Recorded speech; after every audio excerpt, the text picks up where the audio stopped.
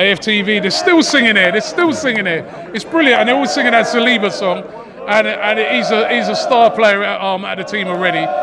And the fans, you know what, I've got to say, the fans in there this season have been brilliant, haven't they? And that's feeding through to the players, isn't it?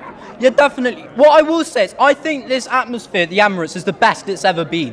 Why is that? Because firstly, we can relate to this team. We can relate to these players. In the past, we've had, big name players on lots of money, but they haven't really delivered consistently. And I just don't get a sense of character from them. The likes of, Ozil, Mustafi, Socrates, David Luiz. Look, they were, decent players in their day, but they just don't have that character, and you can't relate to them as a fan. Point. But, at these, now, we've got, a whole team of young players with character. All right, when we went 1-0 down, we came back. We didn't give in. We didn't capitulate. When we went 1-0 down, how did you feel? I want to find out about it, because I know how I felt, right? And I'll tell you afterwards.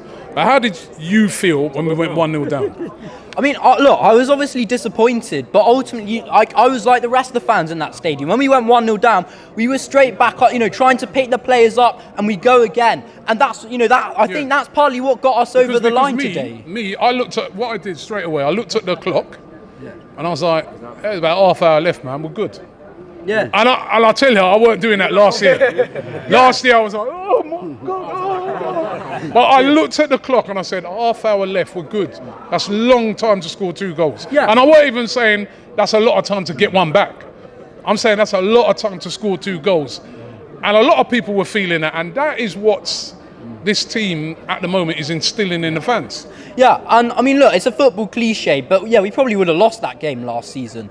But this season, we've seen before, we saw against Leicester, when we conceded a goal, we immediately hit back, we immediately responded. So these players, they don't give in, they go for it. And that's what I like about this team. I can relate to them, they got character, particularly Gabriel. I mean, Gabriel, I think, is a top defender. He showed that character today, didn't he? Yeah, definitely. He redeemed himself by scoring that goal. And, I thought Ødegaard, again, he was pressing, he leads by the way he plays. He's not a very vocal player, but he leads by he leads by example. And I think that's what Arteta wanted to instill, a team of character, a team with the right attitude. We've got that. What I would like to say as well is I don't think Fulham were that good today.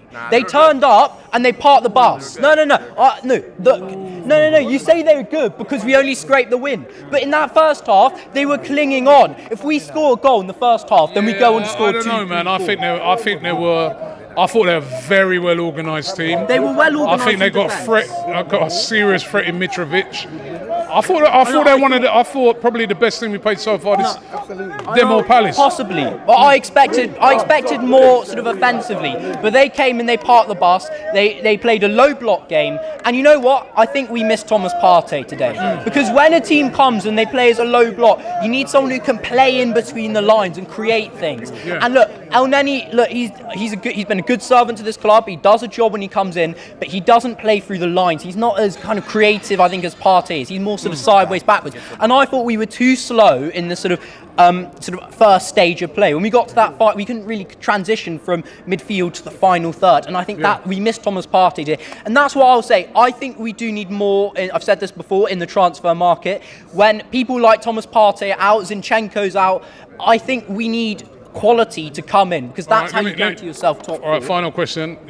You can make one signing. Window shuts next week. Based off of the players we've been linked to, who would that be? I think I'm going to go Tielemans and midfield. You might think we need Neto, but I'm telling you, when Partey gets a long-term injury later this season, and I say when, not if, because it will happen, or when Xhaka gets a red card, because it will happen. Obiaman. You don't know what I'm talking about. I don't know what you're talking about. I need a translation. Go to translation. Mystic Meg. Don't worry about it. Yeah, Mystic Meg. That's a good one. Mystic Meg. You're being Mystic Meg. All right. I think we need someone in midfield to come in and do the job, because when we have those injuries, when we have those moments without key players, I'm not convinced that El Neni can do it, 10 games in a row. So I do think we need a midfielder if we want to be nailed on for top 4. And generally, I think we just need more quality, sort of, to fill the, fill the squad. We need a squad rather than a team.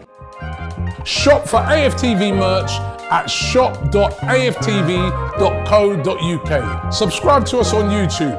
Follow us on Instagram, Facebook, Twitter, TikTok, Snapchat, and Twitch. We've got content for every platform, so check it out.